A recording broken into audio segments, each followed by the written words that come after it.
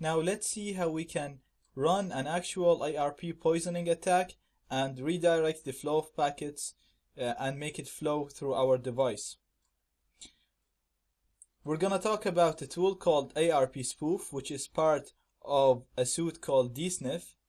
Dsniff is a tool that contains a number of programs that can be used to launch man-in-the-middle attacks. We're going to talk about arpspoof only, and we're going to see how to use it to carry an ARP poisoning, which would redirect the flow of packets through our device.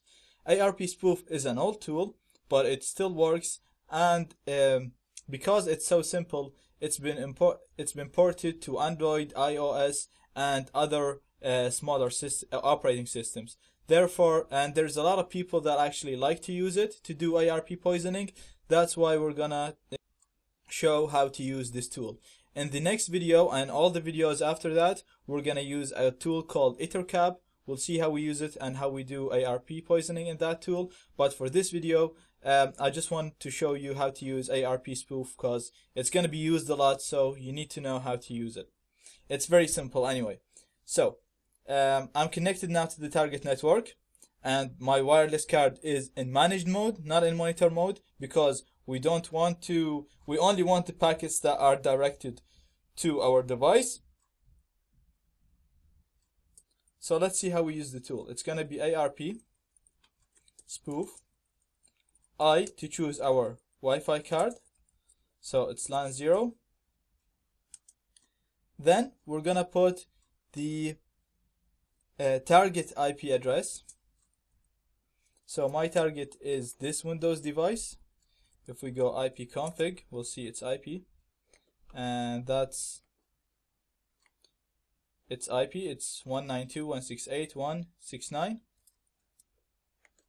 So then we will put the IP address for the access point, which is 192.168.1.1.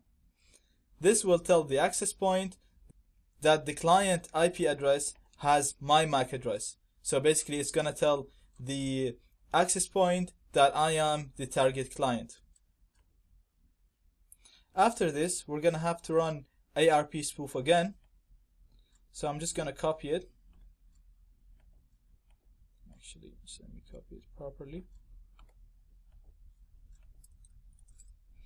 And instead of telling the access point that I am the target client, I'm going to tell the client that I am the access point. So we're just going to flip the IPs.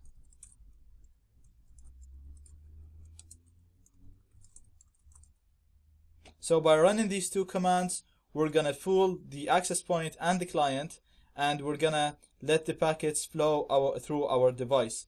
Now let me just show you in the target. This is the target device again. I'm going to show you the ARP table. So if I just go ARPA, it's going to show me this is the ARP table. So we can see that this is the IP address for the access point, and we can see its MAC address. It's stored in this ARP table.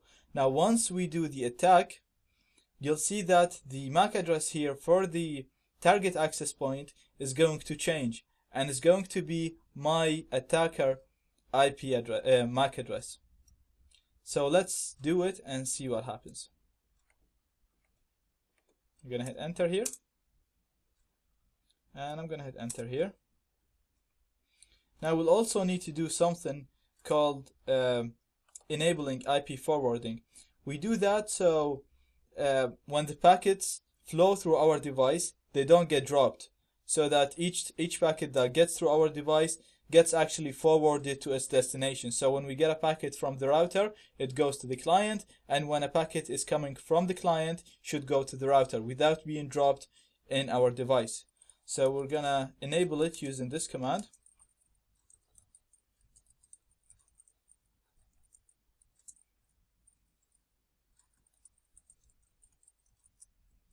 And that's it enabled. Now let's just go to the target device and have a look on the ARP table, and as you can see, the MAC address here is different than the MAC address there.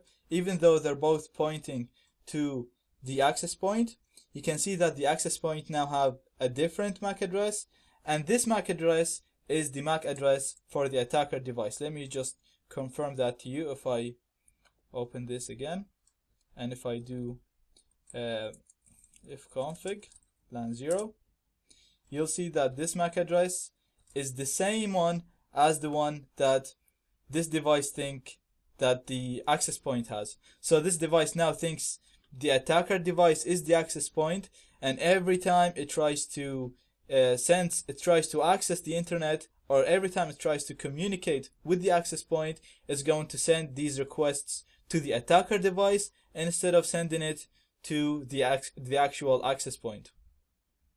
This will place our attacker device in the middle of the connection, and we will be able to read the packets and do fun stuff with it.